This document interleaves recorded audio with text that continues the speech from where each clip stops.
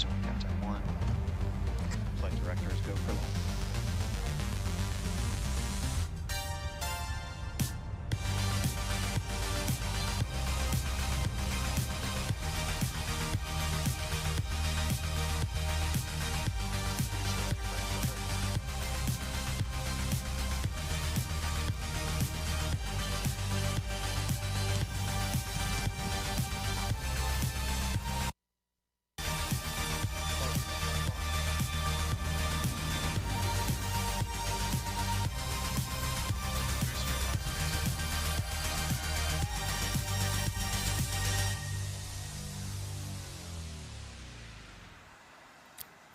Hello, everyone, and welcome to Starbase, Texas for the 11th flight test of the world's largest and most powerful reusable rocket, Starship. Today's flight marks our second reuse of a Super Heavy booster and what's expected to be the final launch of our second-generation vehicle. I'm Amanda Lee, a build reliability engineer here at SpaceX. And I'm Jake Berkowitz, a lead propulsion engineer on our SpaceX Raptor team. Today, we're coming to you live from Star Factory, just under 2 miles away from the rocket on the pad. Right outside on the lawn, the crowd is starting to gather, and after liftoff, we expect that crowd to head back in to watch the rest of the launch with us and have a party. And right behind us are 3 generations of Raptor engines, the third of which we're looking to debut on the next generation of Starship. And we'll talk a little bit more about that upgraded rocket later in the program. Yeah, and if you watched Flight 10, you'll know it was a really, really good day for Starship. All objectives were met, and we got tons of great data to learn from. And today, we're looking to build on the success of that flight. Yeah, that's right. Like in Flight 10, we're again planning to deploy Starlink simulator satellites as well as test the limits of ship's heat shield during re-entry. A controlled descent, flip maneuver, and soft splash in the Indian Ocean are also planned for ship. And hopefully, our recovery team will be able to deliver some more of those amazing views that we got back on Flight 10. Yeah, those views are just awesome. Another crazy thing, and for those of you keeping track, today actually marks the 1-year anniversary of our historic first ever booster catch. That was Booster 12. And even though we're not attempting a catch today, every time we launch a Starship, it's a big day. All right, so everyone buckle up because maximum excitement is guaranteed. All right. And Dan Hewitt joins us from over near Mission Control. Dan, how are things looking for launch today? Hey, Jake. Hey, Amanda. Hey, everybody. We are looking great. I'm Dan Hewitt with SpaceX Communications. That's right. Right behind me is our Launch Control Center here at Starbase. Flight control team is on there. They're getting Starship and Super Heavy ready for liftoff. So as you can tell, when we look at the vehicle, prop load is underway. Things are looking good. We did shift our T0 a little bit. We're tracking to 6:23 p.m. Central Time, just a couple minutes into our window. All right, so as we noted, back in August, Flight 10, it did all the things. Did all the things we wanted it to do. Started off with Super Heavy, those 33 Raptor engines igniting and lifting off right at the top of its window at 6:30 p.m. Central Time. It was able to do a successful ascent, followed that up with hot staging, Starship's upper stage igniting those 6 Raptor engines, separating Super Heavy, making its way back down. We saw the hot stage pop off. It then completed its boost back burn, put it on the course towards that splashdown zone. It successfully did that landing burn when we intentionally disabled one of those 3 center engines. During the final phase of that, used a backup engine, entered into its final hover, shut down the engines, and then splashed down into the water. Ship, meanwhile, completed full duration ascent burn, got to its planned velocity, successfully put it on that suborbital trajectory, and then it was on to the in-space stuff. That first in-space objective was completed. 8 of those Starlink simulators were deployed. That was the first successful payload demonstration we've ever had from Starship. Each of these simulators, similar in size to the V3 Starlinks that we're going to be launching next year to add significant capacity and capability to the network. Then it was on to our second ever in-space relight of a Raptor engine. That's a key capability for when we're going to do deorbit burns on future orbital missions, and then when we're doing deep space maneuvers. Then on to the critical reentry phase, we're able to get data on the performance of that heat shield, the ship structure, push the envelope on it, using the flaps, got it down to the splashdown zone, did the landing flip, did the landing burn.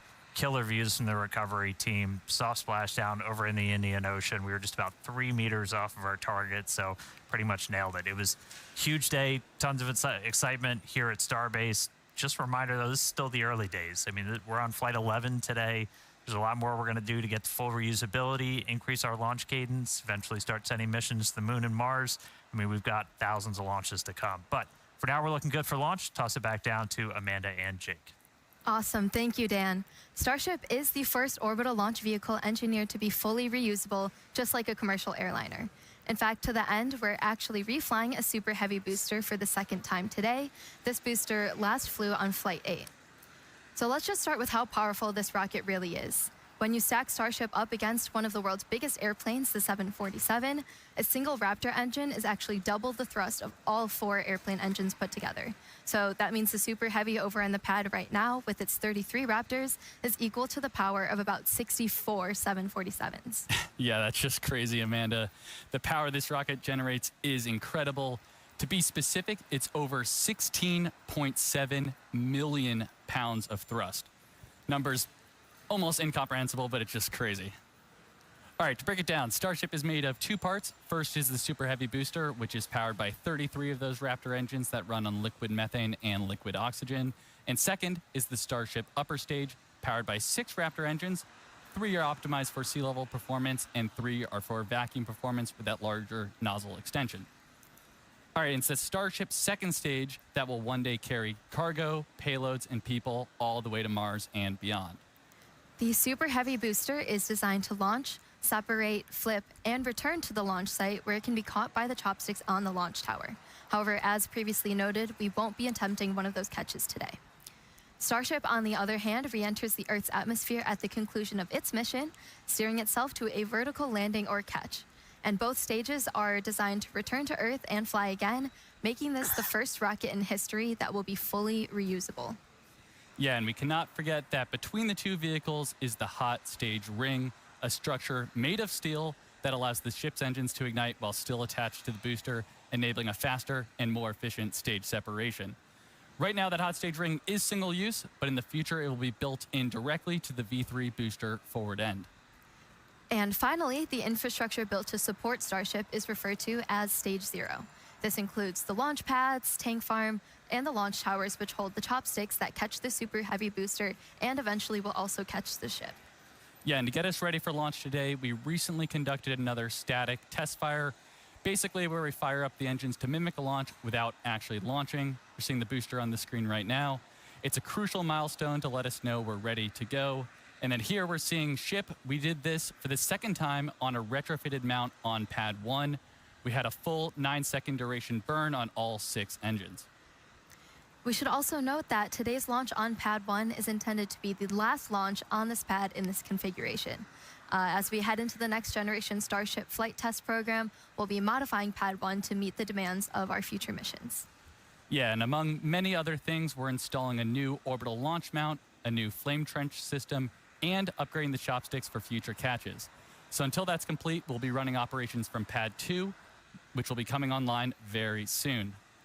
All right, let's go over to Hawthorne, where Tyler is ready to talk a little Starlink. Thank you, Jake and Amanda. My name is Tyler Lionquist, and I'm a Starlink business analyst here at SpaceX. Starlink is SpaceX's low Earth orbit, high-speed internet that's bringing connectivity both on Earth and in space. So Starship is outfitted again today with 4 Starlink terminals, powering those incredible live shots of ship in orbit, through re-entry, and then all the way down to splashdown in the Indian Ocean. Now, we've had a couple of recent milestones that are worth celebrating. Back in September, we launched Starlink for its 300th time. And this summer, we surpassed 7 million active customers with service available across 150 countries and territories. We've come a really long way since turning on service for our first paying customer in rural Idaho 5 years ago, back in October of 2020.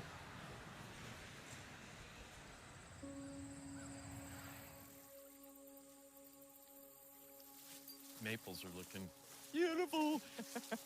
I'm Wendy Layer. I live in Sandpoint, Idaho, and we are the first Starlink customers.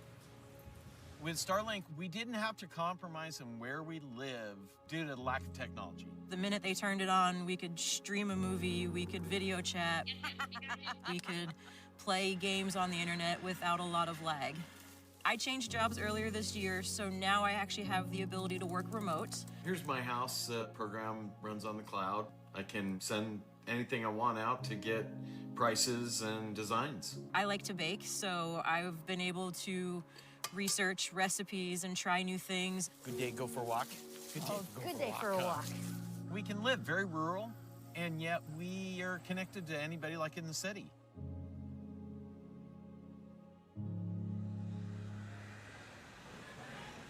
And I'm happy to report that Wendy and Sean are still Starlink customers today.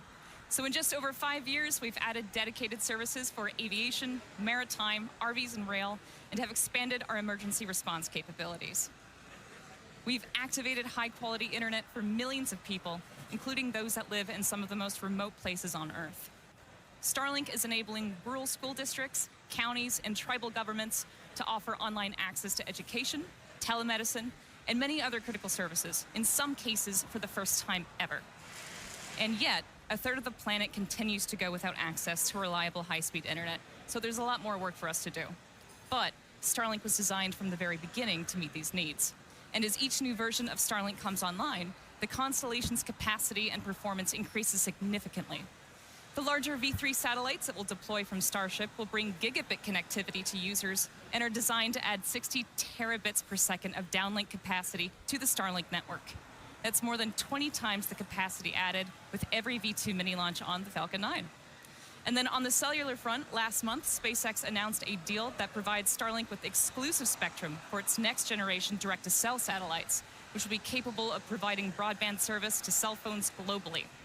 Starlink is the largest 4G coverage provider on Earth. Over 7 million people across 5 continents already rely on Starlink to connect their LTE phones to data, voice, video, and messaging, where terrestrial service is unavailable.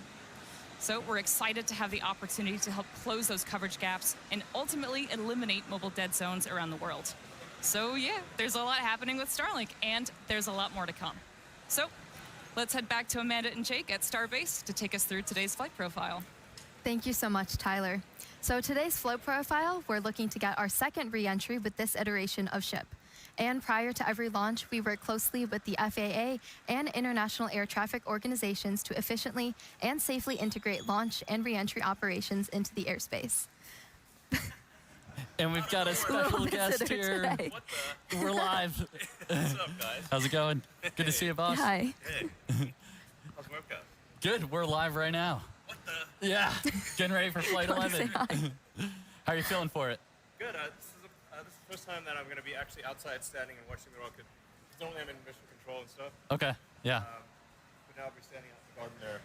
Okay. So Awesome. it's really going to be much more visceral. Yeah. Yeah. You're gonna feel Great it. place It's to gonna watch. be. It's gonna be. It's gonna be awesome. All We'll be in here this time, but usually we're out there watching. Yeah. right, sounds good. Good luck Later. and have fun. Have fun. All right, so that was an exciting cameo there. But yeah, starting with liftoff, we'll get into the flight profile here. Super Heavy will ignite 33 engines, 24 of which are flight proven today. We'll power through ascent ahead of hot stage separation, where booster will shut down all but 3 engines. Stage 2 lights as Raptor engines while still attached to Super Heavy. That is what we call hot stage separation. We'll see a directional booster flip and engine relight for boost back. And we'll be intentionally headed to a splashdown in the Gulf with a V3 style landing burn demonstration today. Meanwhile, ship will continue with its ascent burn to a suborbital trajectory, where it will attempt to deploy 8 Starlink simulator satellites. And we're also planning to relight a single Raptor engine. Then it's time for a re-entry, where we're once again testing the limits of Starship's heat shield by intentionally removing tiles. The ship will also perform a pretty dynamic banking maneuver that mimics the path of a return to launch site for Ketch that will fly on a future mission. And if all that goes as planned, we'll conclude the test with a landing flip, burn, and soft water splashdown in the Indian Ocean. So definitely another action-packed flight profile, Dan. This is planned to be the final launch of this version of Starship, version number 2. Right now, we're actively building multiple next-generation V3 Starship and Super Heavy vehicles in the factory, kind of right behind us, so let's take a minute and nerd out a little bit. All right. Those are going to be launching from Pad 2, which is nearing completion down here at Starbase. Both the pad and the vehicles are going to roll in really significant changes. This is building on everything we've learned from all of these flight tests to make a vehicle that we're looking to mass produce. Starting with the Starship upper stage, which is going to look pretty similar on the outside, but it's getting pretty much a complete overhaul under the hood. We're getting major design changes to its propulsion system that's going to accommodate that new version of Raptor, which puts out higher thrust.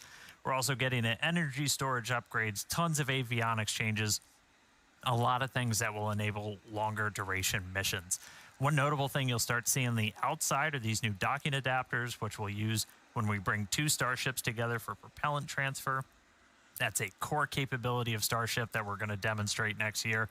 Bottom line, though, this is the Starship we're planning to use for all of our next major milestones: orbital missions, return to launch site and catch, reuse, propellant transfer, and then making our way to the moon and Mars.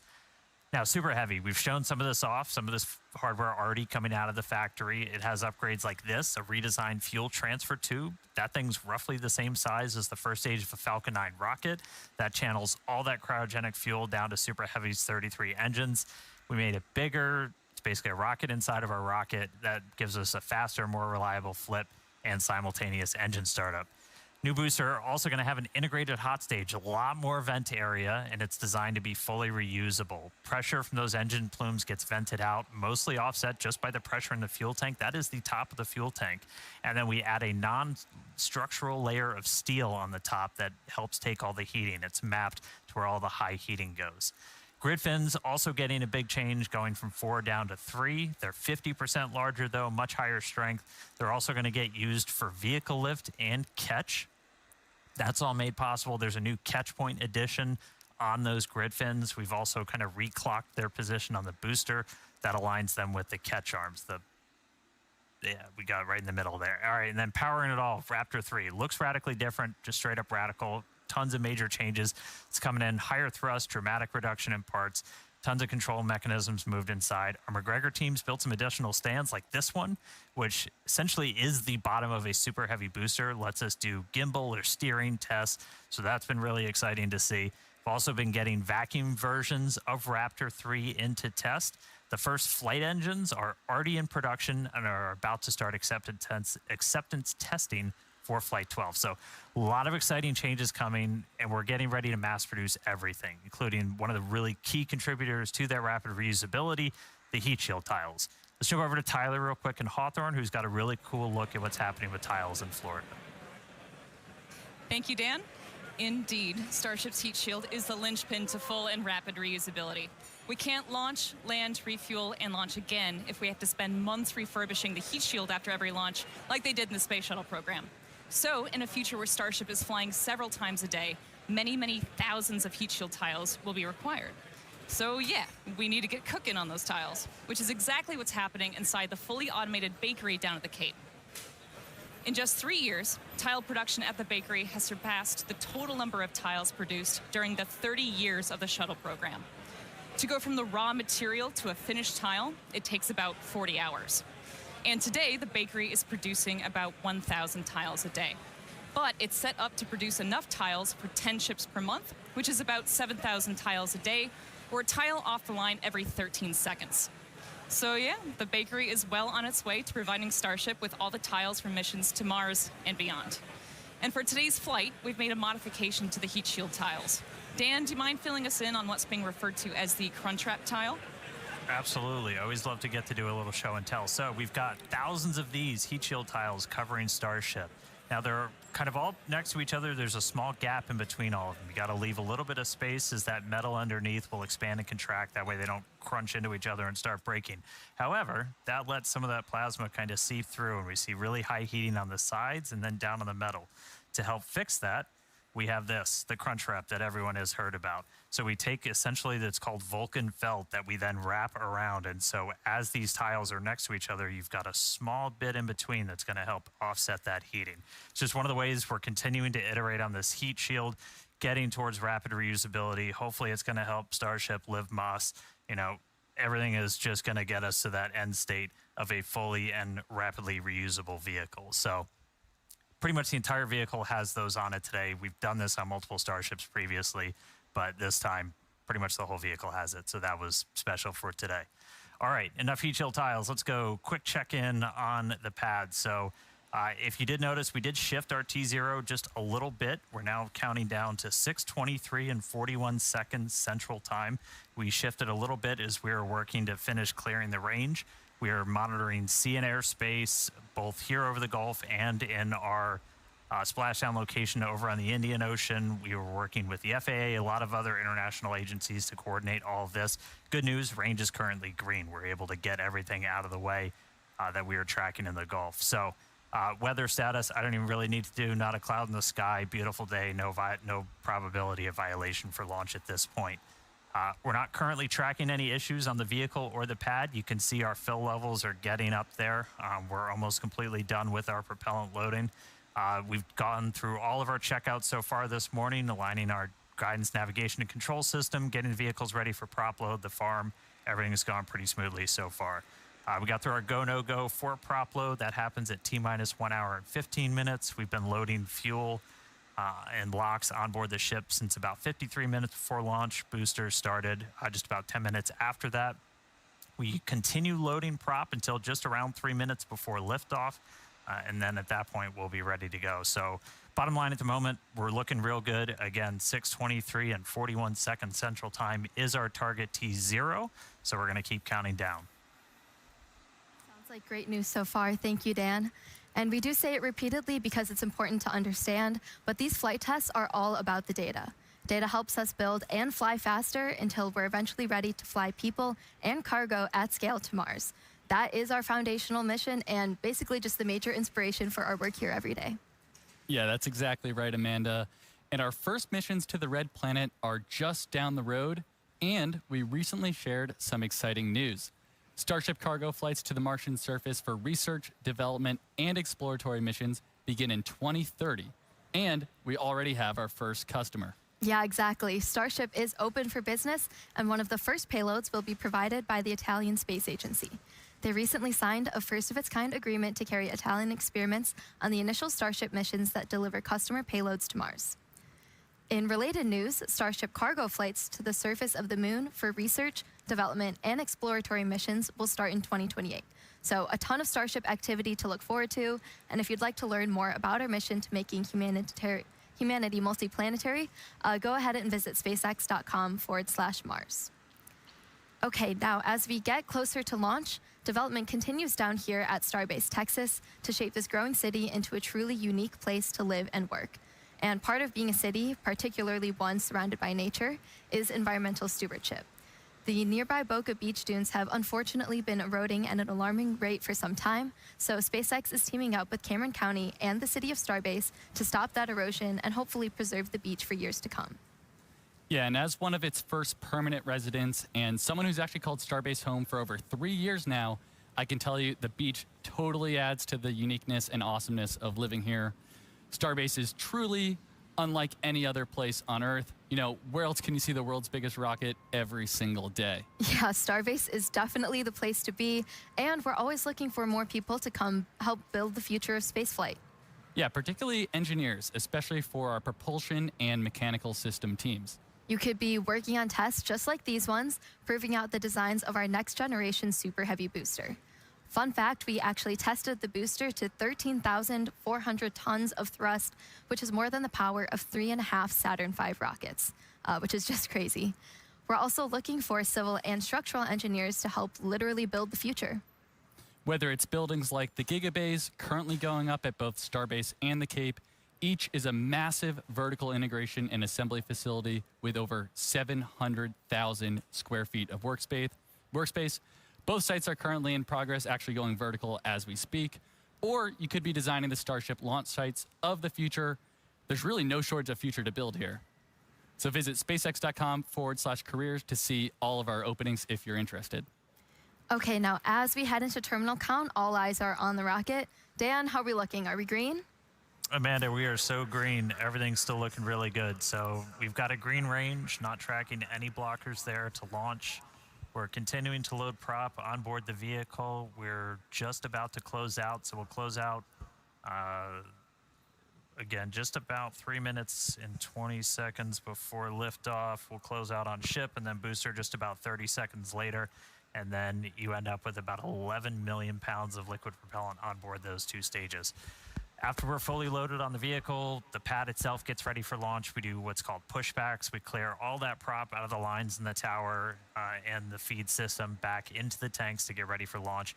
And then in the next couple of minutes, we're going to do our final GNC guidance, navigation, and control system alignment. We're going to arm the automatic flight safety system, and then we're going to do final kind of wiggle checks on the steering for the engines, which we might be able to catch a quick peek at as we get closer to those. If we need to hold, which we are not currently tracking a reason to, that would happen at T-minus 40 seconds. It's built into our countdown. We can pause and wait there for any final checkouts, anything that we need to hold for. Once we pass that T-minus 40 seconds, a number of events will occur in rapid succession. The ground spin and ignition systems come up to flight pressure, and ship switches to internal power. After that, the quick disconnect arm lockout is removed in preparation for retraction shortly after T0. Now, once we pass T-minus 40 seconds, if any problems come up, we do still have the ability to recycle the count under certain conditions back to T-minus 40 seconds and hold there to assess what happened and then see if we can proceed again to liftoff.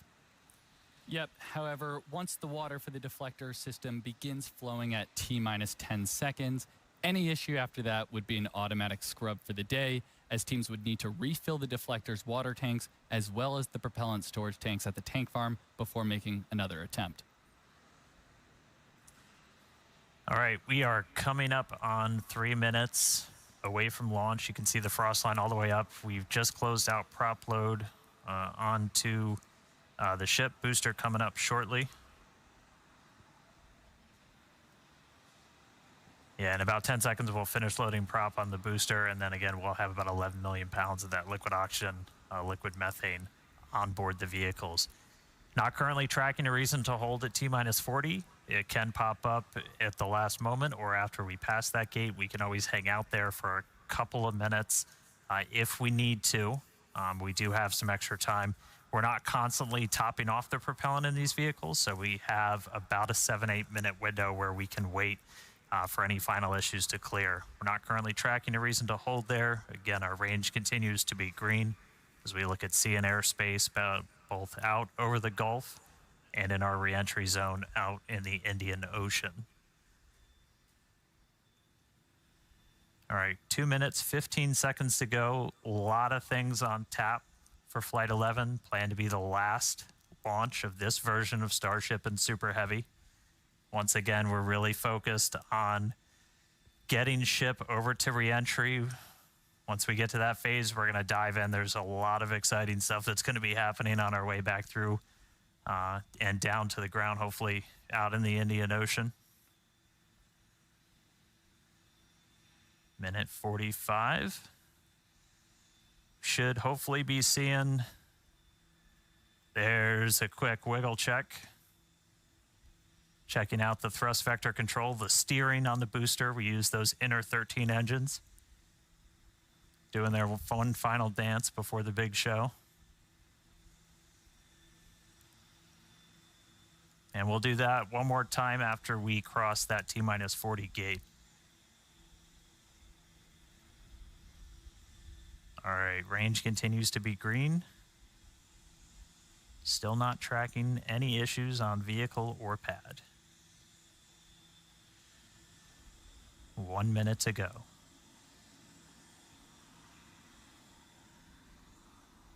As a reminder, we can hold at T-minus 40. We're not planning to.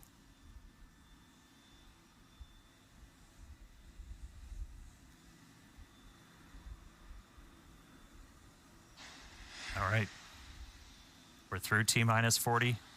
Let's listen in. Flight Director Ty Huntington back in the seat. Take us through the final Flight seconds Directors go until for launch.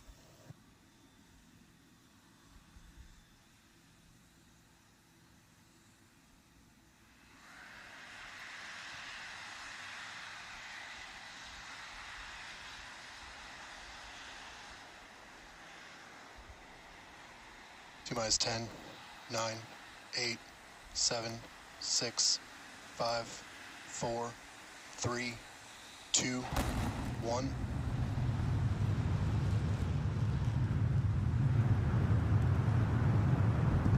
We have liftoff. Go Super Heavy. Go Starship. Thanks for all the historic flights, Pad 1.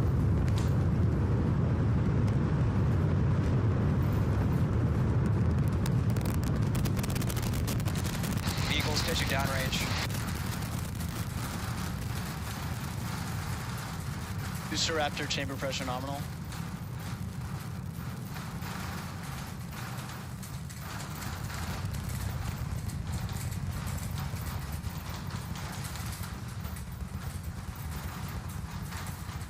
Booster and ship, nominal power and telemetry. All right, we are about 45 seconds into flight. We're still getting the rattle here at Star Factory. We are seeing 33 out of 33 Raptor engines lit on Super Heavy as it arcs across the Gulf. Coming up next on Max Q.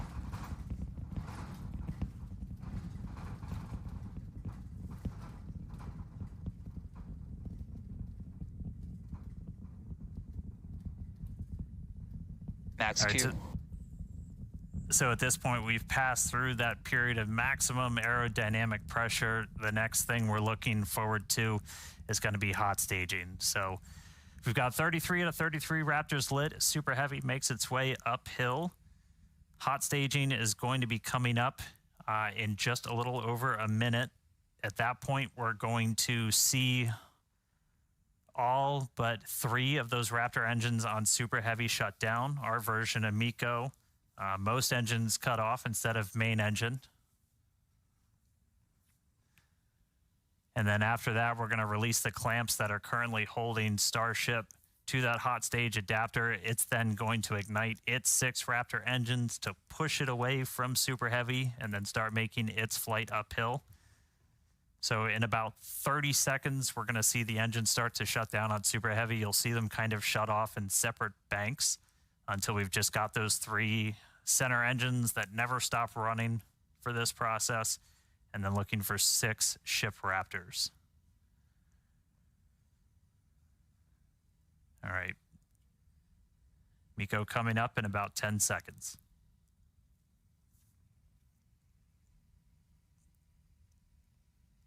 See the engines throttling down. Booster engine cut off.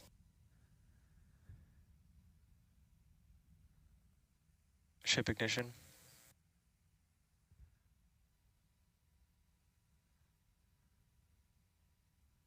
Stage separation.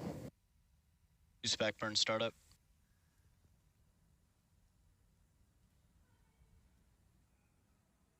All right, successful hot staging maneuver. So we've got 12 of the 13 engines lit back up on boosters, so it's doing its boost back. Real excitingly, though, we've got 6 out of 6 Raptors lit on ship there, so it's now going to continue to make its ascent into outer space. Meanwhile, this boost back is happening. We're using those 13 engines, so everything, well, 12 out of the 13, and then we go down to 3, and then we're going to shut down for the end of boost back. That's sending Super Heavy back towards its planned splashdown zone in the Gulf. Right after we finish this boost back burn, we're also going to separate the hot stage. This will be the final time that we're doing this. Is all right, there's the end of the boost back burn. We should be seeing the hot stage.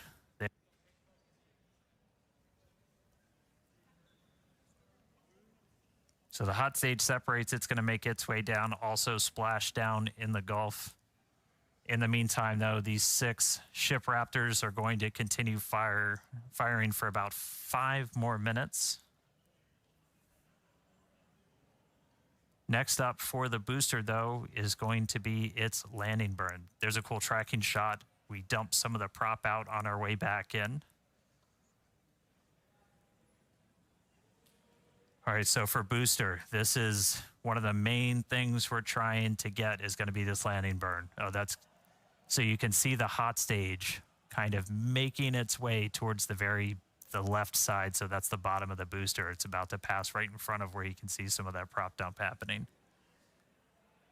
They look like they're close together, but there's a good amount of distance between them, and the hot stage will go down and splash down in the Gulf while the booster comes back for its landing burn. Starship is on nominal trajectory. All right. Looking good on our trajectory, looking good on everything. Jake and Amanda, you guys with me down there? Yeah, definitely. The crowd is gathering over here in the office. You can definitely feel the energy in here. Great to see that booster is making its way down to the splashdown zone in the Gulf. Yeah, the shaking down here was absolutely nuts. The windows are still there, still intact. So that was pretty awesome. But yeah, booster's coming down. We're at about 30 kilometers. All right, yeah, and as we approach that landing, just like tower catches, we will be doing a 13-engine landing burn to slow down. This time it will be in a V3 configuration. And as we're starting to get into the denser part of the atmosphere, the booster is using 4 hypersonic grid fins to guide itself through atmospheric entry towards its landing site.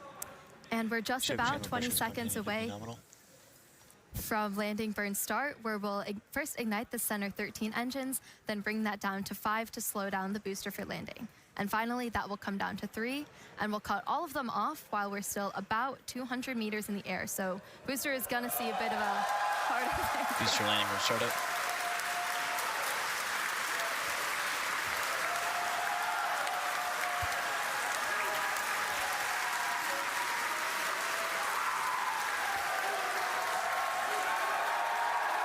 Booster landing burn shutdown. And there we heard it, booster landing burn shutdown. We saw a 13 to 5 to 3 V3 demonstration, and into the water we go. Wow, that was absolutely awesome. If you can even hear us right now, congrats to the whole SpaceX team. So far, so good for today. That was incredible. All right, great stuff, guys. I'm jealous of the crowd. All right, back to ship. Ship's still making its way. We've got a little under 2 minutes left in this ascent burn, so we've got all 6 Raptor engines still firing. So the next major milestone we're going to be looking for is SECO. That's our second stage engine cutoff. That's should be coming right at about 8 minutes and 58 seconds into flight. So we've got about 1:20 still to go. Really cool to see booster go through that landing burn. That was one of our really key demonstrations we wanted to try and do today. That's mimicking what we're going to be hopefully doing. Oh, we just got our sonic boom, sounds like, from the booster coming back. All right, less than a minute to go. So we are going to see the 3 RVACs, the vacuum optimized engines, shut down first, and then we'll shut down those 3 center engines. So we should be a little under a minute until SECO. Just a reminder, this is putting us into a suborbital trajectory, so we're intentionally just going slow enough that we're not going to achieve full orbit. This puts us on a course where those engines shut off, and no matter what, we're coming back. Starship is in terminal guidance. In the Indian Ocean. All right, terminal guidance. So we should start seeing the shutdowns come up in just a couple seconds. Less than 30 seconds to go in this ship ascent burn.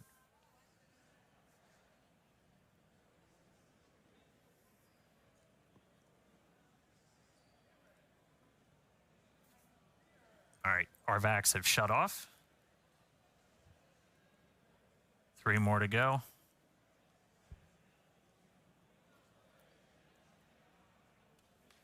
Ship engine cutoff.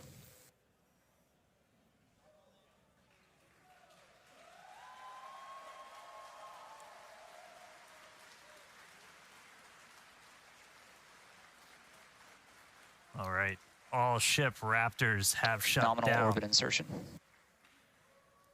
You just heard nominal orbital insertion, so we are on the path that we wanted to be. So we've got a ship back in space, a whole lot planned for it, lots more still to come. Great seeing Super Heavy make its way to the water, but I'm excited to see what ship can do in space. How's everybody doing down there?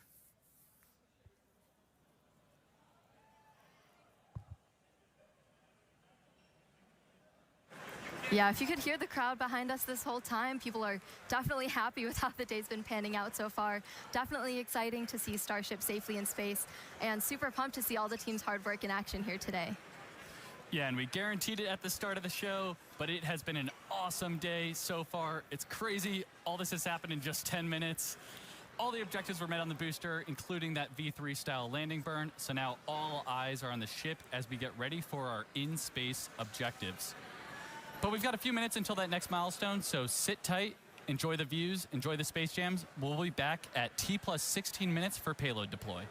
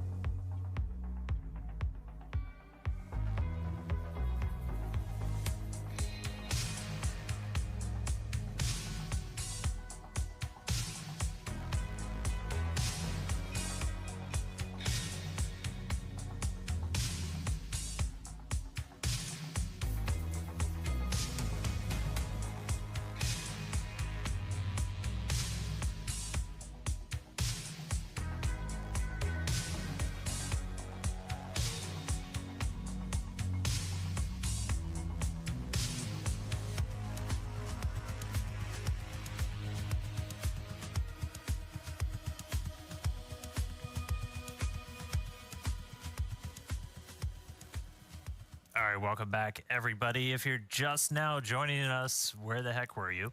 But we are getting ready for payload deploy. That's going to start once we get the payload door open. That should be happening, or at least starting, within the next minute or so. It's been a really cool flight so far. Quick look inside the payload. We've got 8 Starlink simulators getting ready to make their way into outer space. But great flight so far. Booster able to make it all the way to its splashdown and landing burn experiment. So that was really exciting to see. We got ship on orbit, nominal orbital insertion. So right on the money with its trajectory.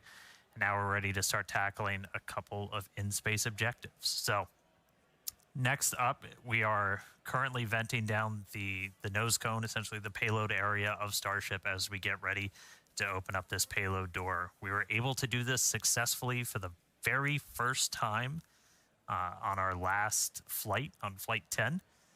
Oop. Hal got ahead of me. Looks like he's opening up the payload door already.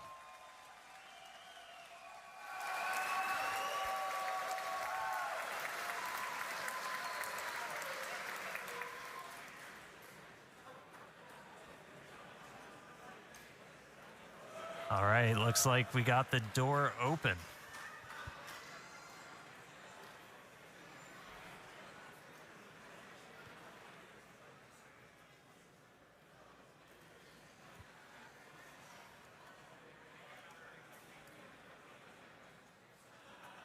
All right, so payload door is open. Next up, gonna be to start deploying these Starlink simulators.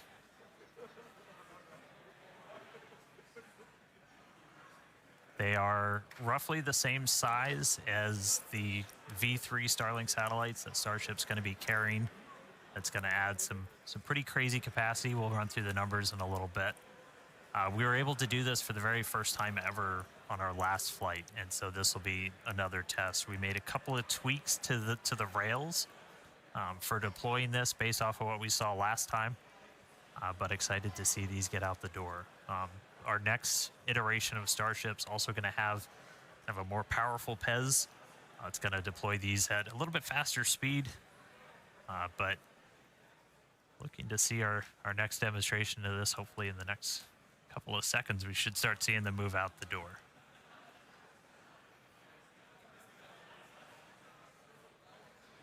I mean, that view on your left, so you're basically, that would be if you were sitting at the very top of the nose cone looking down. So there's kind of a short stack. There's 4 on either side, so 8 total. When we start flying Starlinks, for their actual deploy missions, we're going to be carrying stacks of about 60. So much larger stack once we start flying these operationally, but still doing a little bit of a short just for this payload deployed today.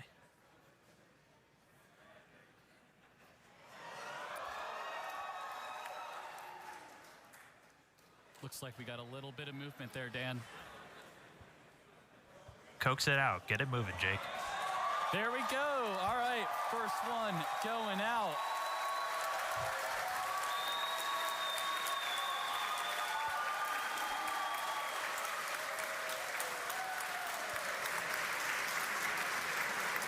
All right, first one's deployed. Getting ready for the second one here. We do a little reset back to the center position. Yeah, it takes about a minute for each one.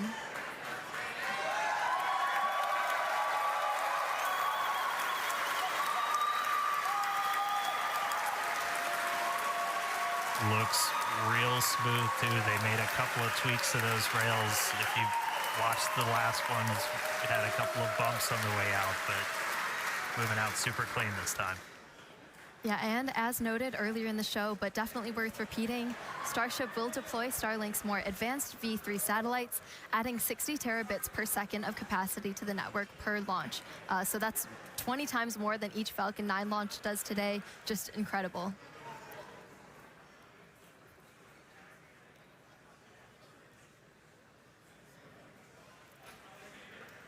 Yeah, and anybody that's been following Starship, you know, Starlink's kind of the MVP for these flight tests, where it's not only giving us the views we're seeing right now, but also just real-time data through every phase of flight. So we've got a couple dozen cameras on Starship. We've also got a bunch of cameras spread across the globe, including out in the Indian Ocean where we've got our fun buoys floating. There goes another one.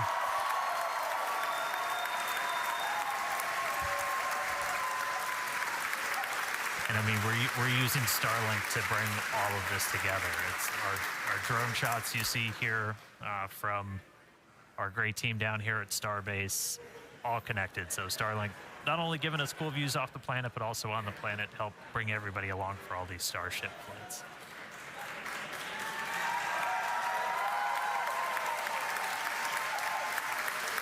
I think that's number 4. Somebody check my math.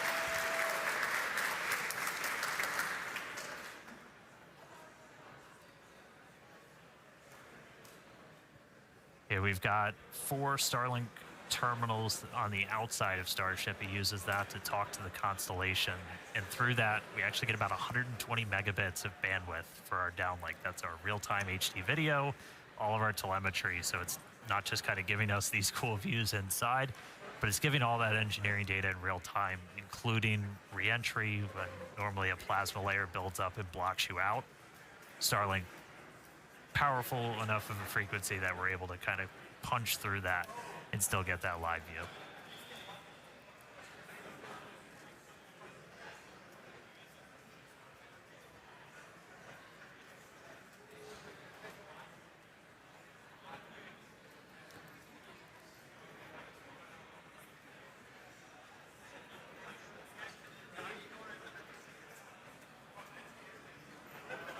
All right, next one out the door. There we go.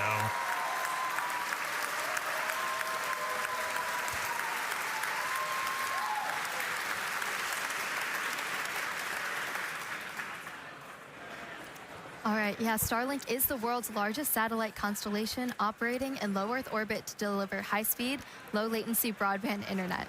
This provides internet access to people around the world, many of who have never had connectivity before. Oh.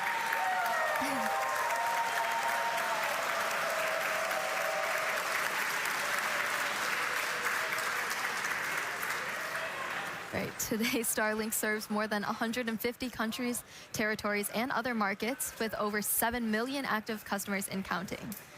To meet the global growing demand for high-speed internet, SpaceX expanded its factory over in Bastrop, Texas, which is just outside of Austin, and also introduced Starlink Mini, as well as an upgraded version of the Starlink Standard Kit.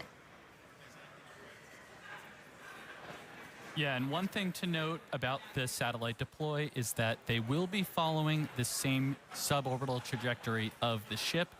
So these dummy sats will not be going in orbit. We do expect them to burn up on re-entry.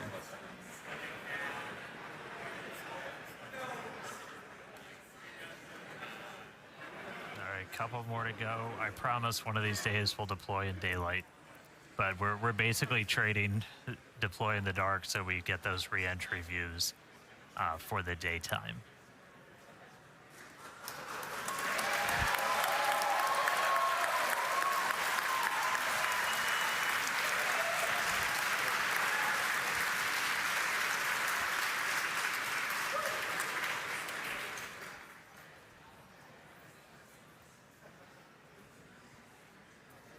All right, I think we got one more to go.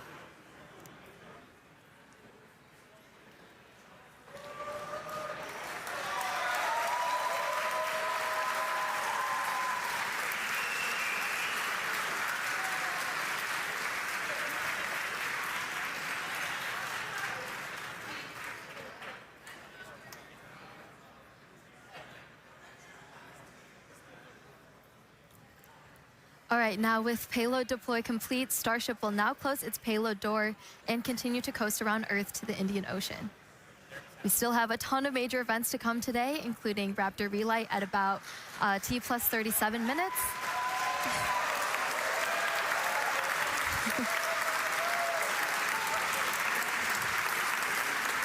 That will be followed by atmospheric reentry and splashdown. So with that, we're going to go on another quick coast. Yeah, if you can hear us.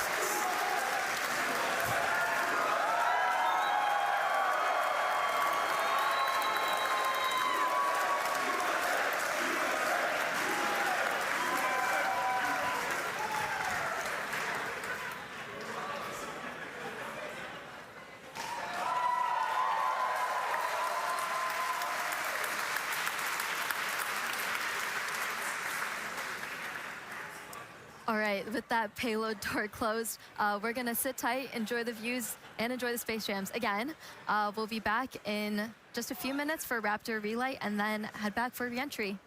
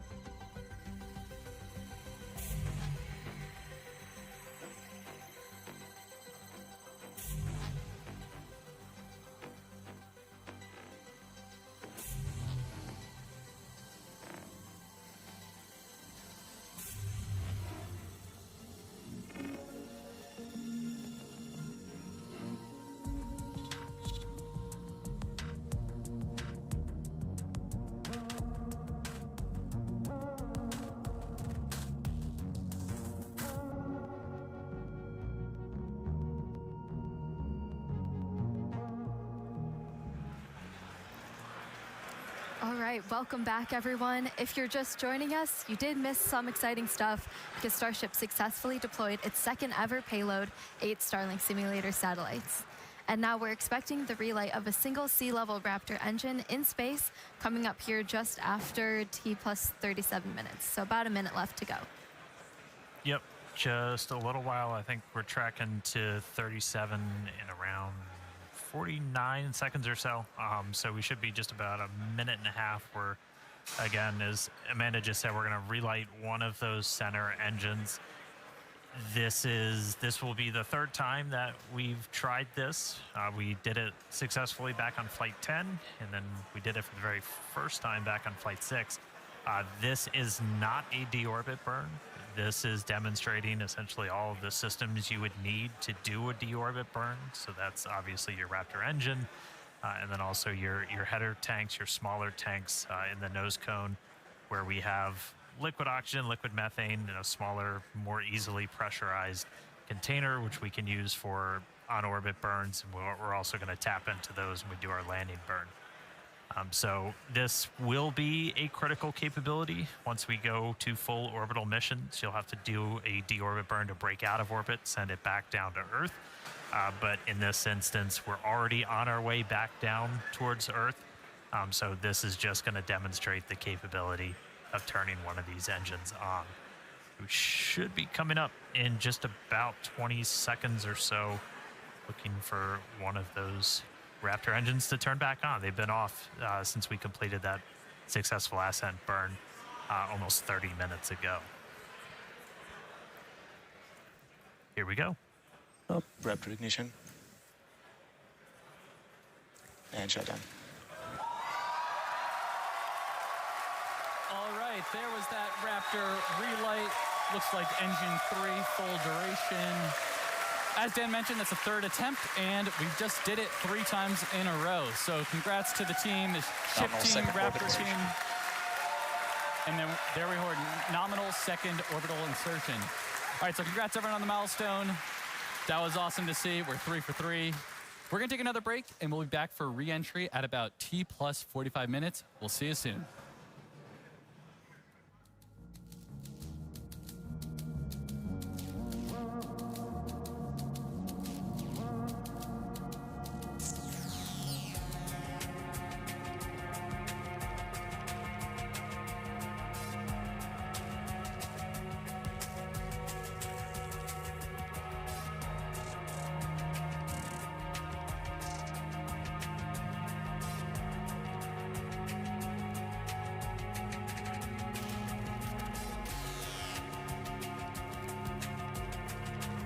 Starship is slewing for entry.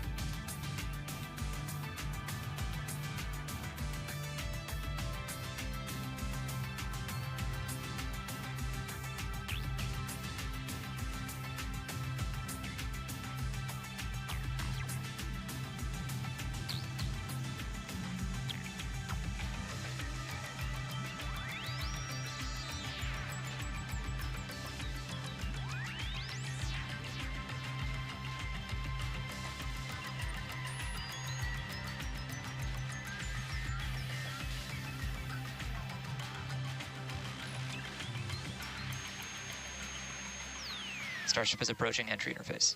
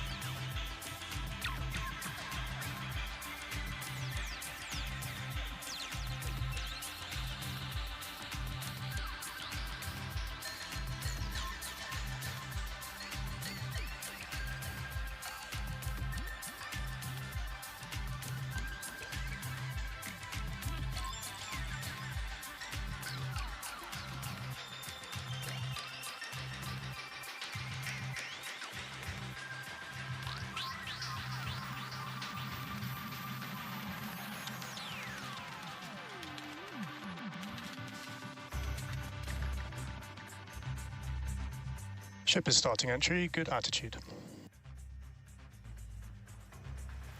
All right, welcome back, everyone. The ship is currently re-entering Earth's atmosphere. As a reminder, we don't plan to recover the spacecraft today, but rapid and reliable reusability is the ultimate goal. Yeah, the light show has already begun. You can see plasma starting to build on the windward side of the rocket there. And, re-entry is a critical phase of flight, and we need information on how the ship systems perform. Re-entry is also extremely demanding portion of flight because we need the ship to scrub off all of the energy we used to launch the rocket. So remember the 33 engines plus the 6 engines on ship that we used to get up into space, we now are using aerobraking essentially to scrub off all that energy.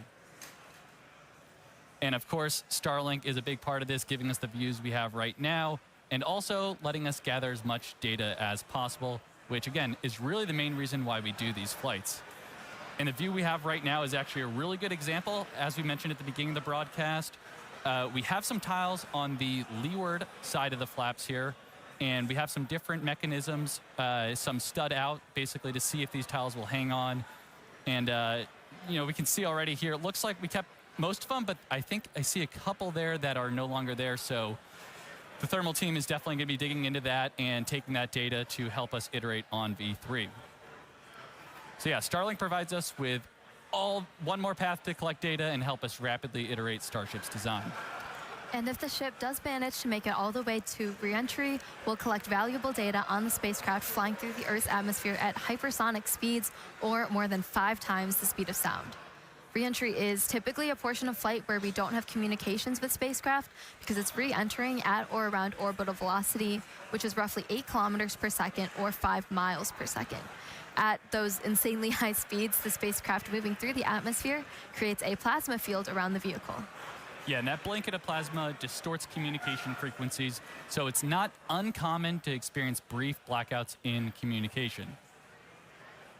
All right, so big picture here, Starship is designed to land on Mars where there are no runways or other humans to help out.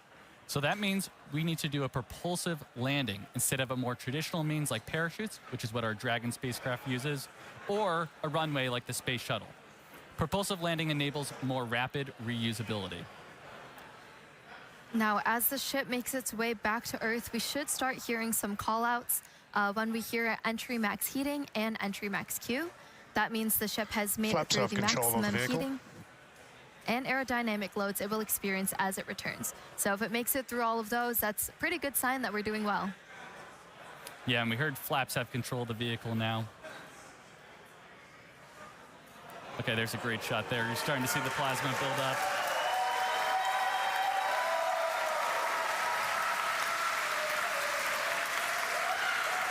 So we will hear a call out when the ship is transonic and then subsonic.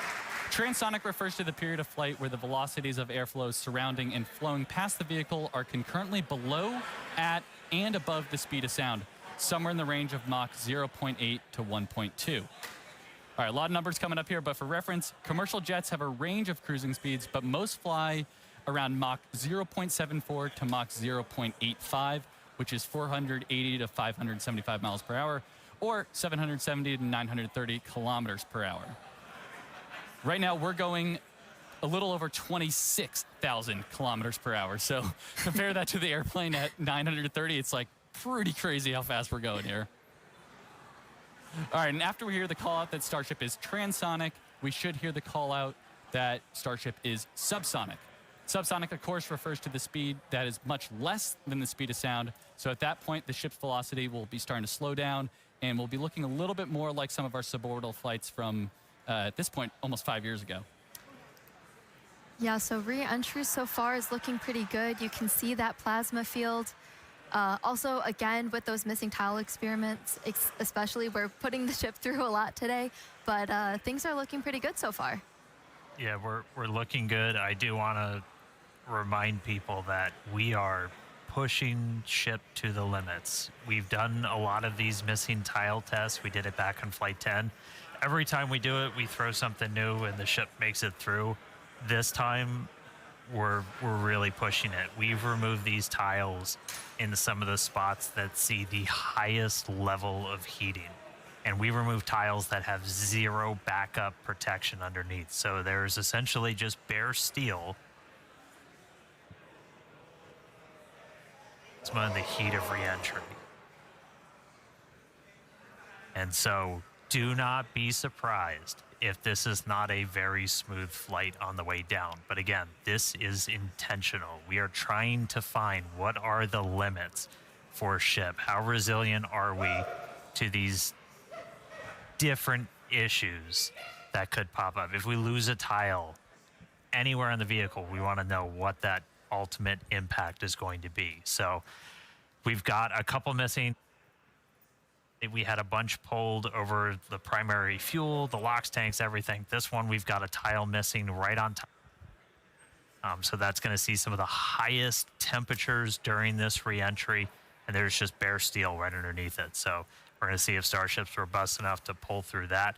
Also have some tiles missing around the aft flaps, specifically on the leading edge. So again, we're getting a really good look right at the leading edge. That's getting really intense heating. So again, gonna see if it can make it through. See if all the flaps hold on, see if Starship holds together. But definitely could be a bumpy ride, but this is why we're flying. This is why we're flying in this part of the world. This is why we're putting Starship through these flight tests to really understand what its limits are. So we can then move on to the next thing, which is going to be bringing ships back to the launch site for a catch. But for now, still on this suborbital, the light show continuing. Keep following it in. I think we got about 15 minutes until splashdown. Yeah, Dan, it looks, you can see our speed our speed indicator in the bottom left there. It looks like we're starting to scrub off velocity a little bit quicker. Ship is entering the peak heating phase of flight.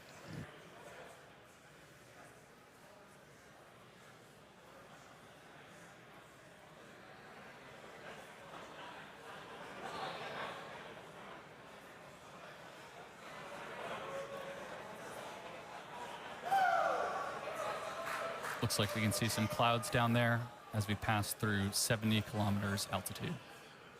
Yeah, the sun's starting to come up again. Ooh, there we go. There we go.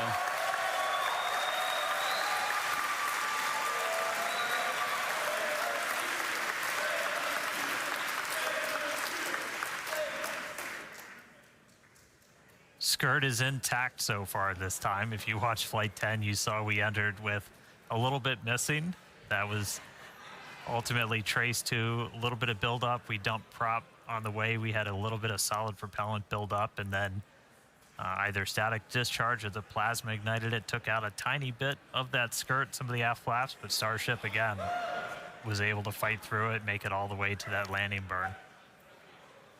We addressed that, changed some of our prop dump con-ups, though, so should not be seeing that this time around.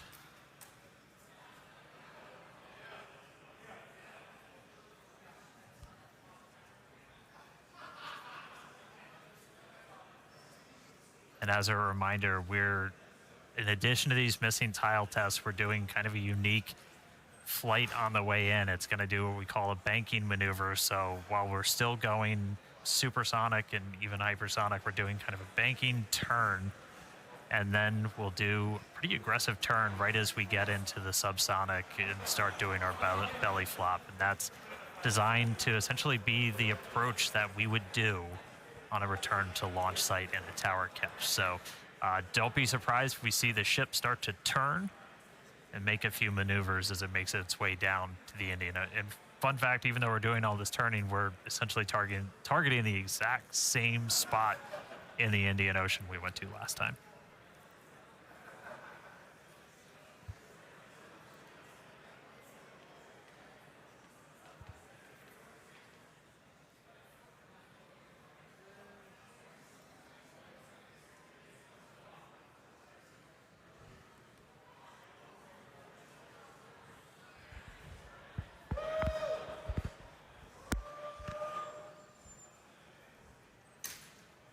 All right, just about 12 minutes to go. Still looking good. That gives a pretty good view of those aft flaps where, again, on the leading edge, I think it might be on the one on the other side, we had some tiles removed with no backups behind it. So again, we're really trying to stress some of the most sensitive areas around Starship, where basically if you lose a tile, it's the worst possible spot. And if we're able to make it through this, then that tells us quite a bit about just how resilient this vehicle is.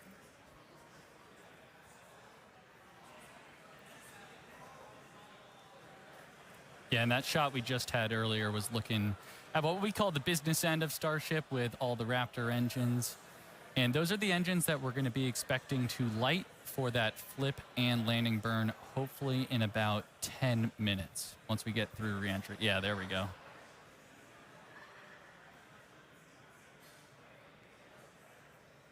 Yeah, looking at E3, that's the one we did the relight on. So it's 2 for 2 so far. We'll see if it can go 3 for 3. Yeah.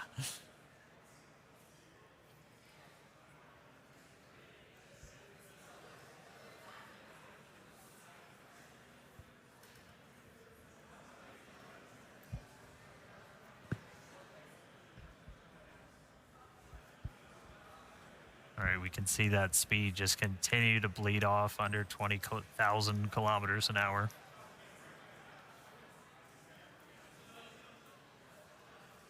Ship's still holding together.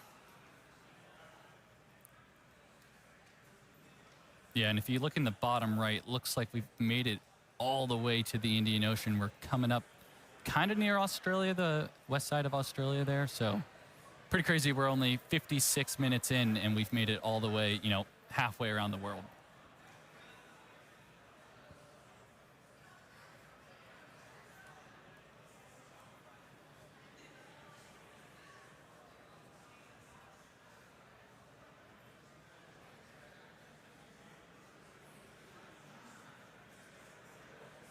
It's actually a good demonstration of a future capability we hope to have on Starship, where we will do point-to-point transport on Earth.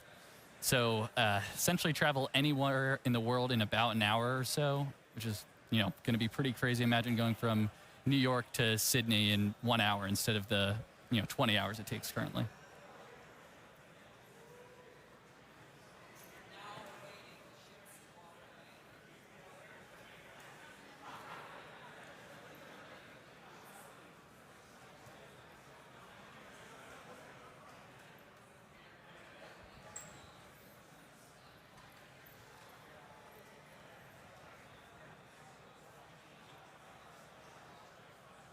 And a reminder, so this camera is, we see some of the heat rate picking up a little bit. And this camera is embedded right in the end of one of those forward flaps, so you see it moving around. That's the flap adjusting to maintain control.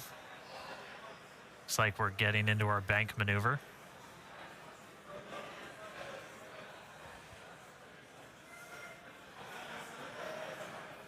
Now power sliding through the atmosphere. External temperatures are coming down.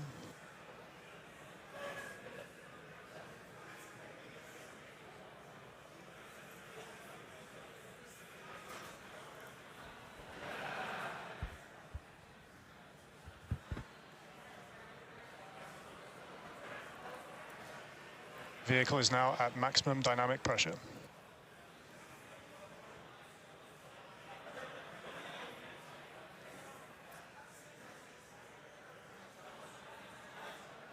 All right, that was basically our reverse max Q. So most aerodynamic stress that it's going to see during reentry, we just passed through it. So we're past that. We're past peak heating. Ship's still holding together. So we're currently in this bank maneuver. We're going to see it kind of roll over and do a pretty significant shift as we get down closer to the subsonic speeds.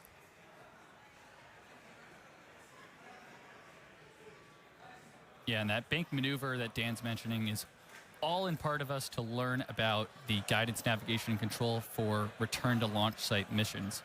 So in the near future, we're hoping to return the ship back to the same pad we just took off on 59 minutes ago, and we've got to do some of these pretty dynamic bankings to make that trajectory work out.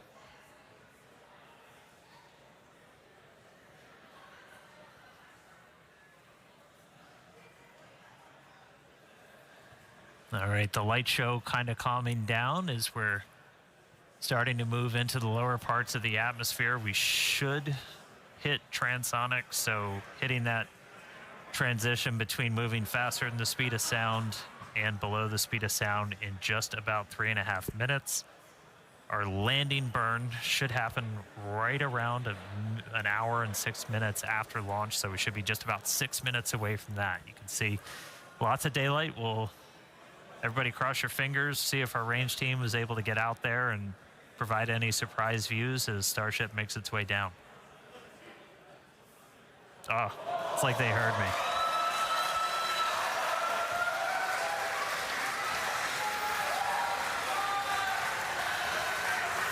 Ready and waiting, let's go. Dan, you just spoke that view into existence there. And again, all brought to us by Starlink. Maneuver has started. All right, there we go. So we're now starting into our really heavy bank maneuver. And this does almost like a half circle loop to our actual trajectory. We're heading to the same exact splashdown point, but we're kind of doing a more roundabout way to get there, where it's this kind of big, long half moon loop and then a really aggressive and a twist right at the very end, and that would line us up with the launch tower. Starship, on a return to launch site, would fly over the tower, do a quick landing burn flip, and then come down for catching the arms.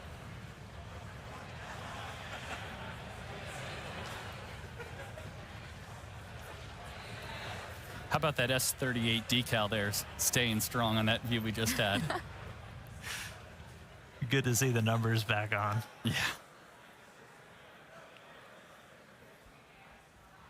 All right, should be hitting transonic in about 2.5 minutes. Landing flip coming up in about 4. Pretty clouds there in the Indian Ocean today. Again, yeah, we changed our launch times. We launch in the evening now, so we get these daytime views down in the Indian Ocean. One of the things we're really looking for, the reason we have the drone, other than, yeah, that looks really cool, is we're able to kind of see the ship. We can only see so much from these cameras. You can't see like the vast majority of the heat shield. So we throw these buoys out there. We've got there's... You spoke it again, Dan. There it is. They're playing with me in the control room. All right. But we have these buoys out there. We have these drones that we're trying to see externally how the heat shield held up. Everybody saw from Flight 10, it had a little bit of a paint job, a little bit of a reddish hue. That was from those metallic tiles that we had tested. Kind of oxidizing really rapidly in that plasma and then spreading those little oxide particles all over the heat shield. No metal tiles on this flight, so not expecting to see that. Dynamic pressure is coming down.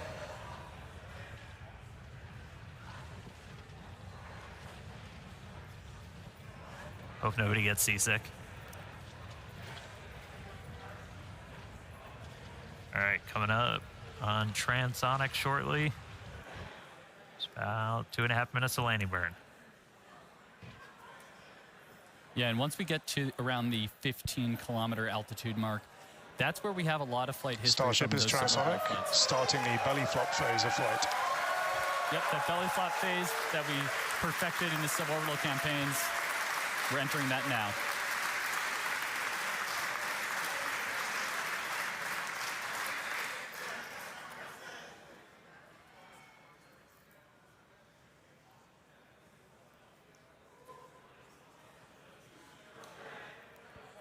Right, starting to get those Raptors ready. Should be 2 minutes away from landing burn. Again, we're going to do a flip.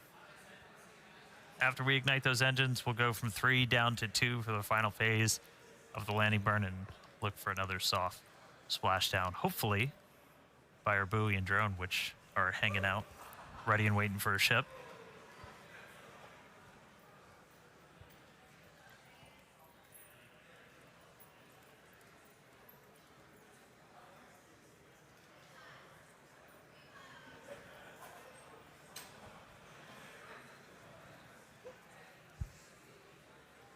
Seeing all 3 center engines have entered the chill phase.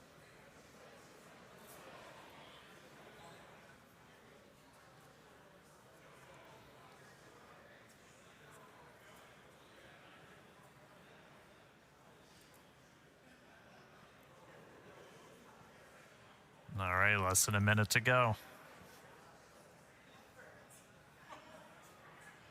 The ship is making its turn for final approach. And here's this kind of aggressive final turn that would essentially position it so it's right behind the launch and catch tower.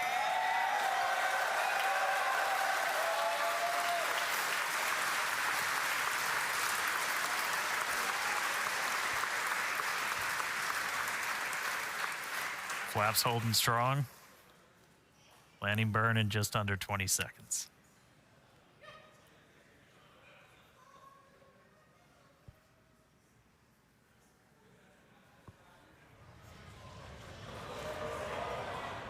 Ship landing startup.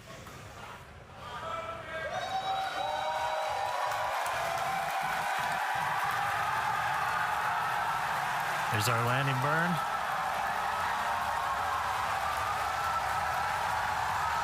Three down to 2. Starship has landed.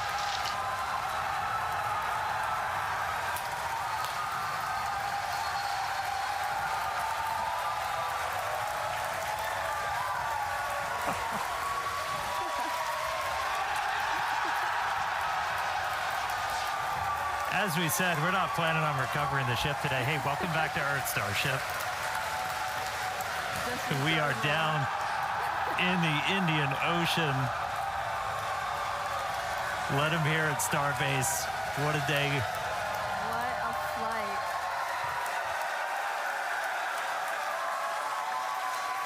Oh. All right.